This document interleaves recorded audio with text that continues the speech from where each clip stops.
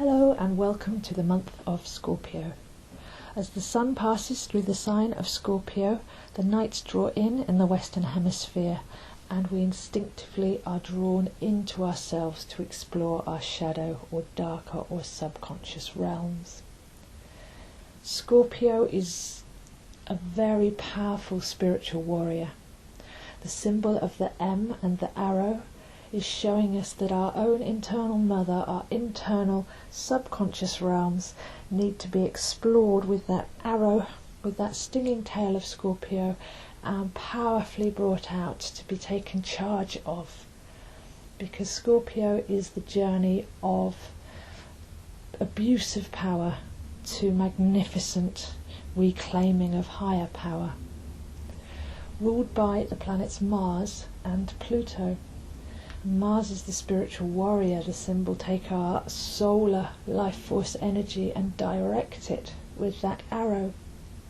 And Pluto is more the higher masculine, the high priest, the accomplished, empowered being that then uses his power responsibly. Pluto is often shown as Lord of the Underworld or Lord of the Dark Places, the guardian of the gateway to the darkness. And we can see that at this time of year as we go into the darker months, but also in our solar system, Pluto is the last planet which is staring out into a much darker belt of space. So he's the guardian of the dark places and the unknown. Scorpio's journey, it begins as a scorpion on the floor. There's the base, the stinging, the manipulative, the ego self with that arrow of Mars. There's a need to transmute all of that personality and ego energy. And when we look at the alchemical symbols for Scorpio, that energy is then raised up with the two snakes of the Ida Pingala. And Scorpio's symbology then becomes an eagle, which is a symbol for the opening of the pineal gland and the crown chakra. So we're actually looking at the journey from base to gold, alchemically, or from root to crown, energetically. And this is the journey that Scorpio takes us on. It's a deep water sign, so those internal waters, the subconscious realms, are what are being uprooted and explored. At this time we have the festival of Samhain, or Halloween, or All Souls Day, which around the world is celebrated by people honouring the ancestors.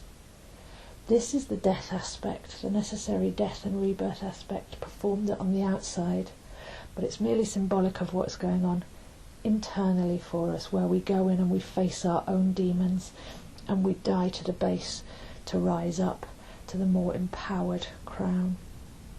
So we see so many beautiful celebrations of life, death and rebirth going on at this time, but not to forget that it's within ourselves that the true alchemy is happening. Every month of Scorpio there will be a new moon in Scorpio, and this is when the sun and the moon are together, double energy. And the new moon opens up a 2-week window for action, initiation and intention setting. So at the time of the new moon in Scorpio, that's a really good new start. It's a time at the dark moon just beforehand to decide what's not coming forwards with us, and a time at the new moon in Scorpio a couple of days later to decide where our power lies, where we are going to rise up our energy and become our higher self, or connect more likely with our inner self and our empowerment, and to use our subconscious and our conscious in alignment to create a more magical world. Then during the month of Scorpio we have the full moon opposite in Taurus. So a full moon is when the sun and the moon are opposite. And a full moon brings everything up from the deep for reflection. So we're already deep with these Scorpio energies, but then we need to reconnect with their opposite. So whereas Scorpio represents the necessary death, the phoenix-like rebirth of the spiritual warrior, Taurus represents the honouring of life. Taurus happens at the time of May, and the full moon is reflecting what began during that month. So it's the honouring of the life force energy, its presence, it's here, it's now, it's calm, it's deep, and it's nurturing. So the Taurus full moon brings in all of that beautiful energy, which helps to centre us, which helps to give us that balance after all of this psychological exploration that we've been doing in the spiritual realms to raise up. We suddenly realise, okay, but this is me, this is my core self, I'm here, incarnated in the material plane, and I'm going to anchor myself into all that's good and true and nourishing. Crystals that I feel are really good for Scorpio work are hematite, smoky quartz and black tourmaline.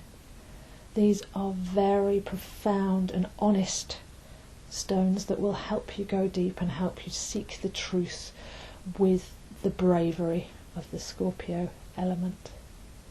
And the herbs for Scorpio that I find are really good are the ones that detox, because it's about letting go before we bring in the new. So you could work with milk thistle on a physical level, that's a very good detox herb, or myrrh, which is one of the embalming fluids, so you could actually work with that myrrh on an alchemical level to give you the power to raise that energy up.